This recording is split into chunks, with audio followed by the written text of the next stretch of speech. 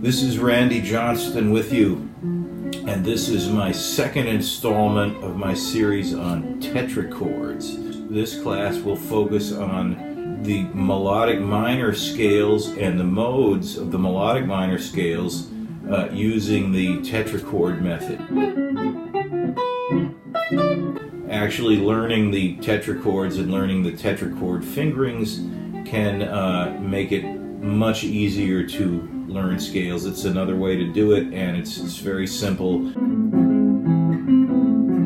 You just have to adjust the fingerings a little bit, and I've indicated all the fingerings that go between the third and second string on the written materials as well. So that melodic minor, in other words, here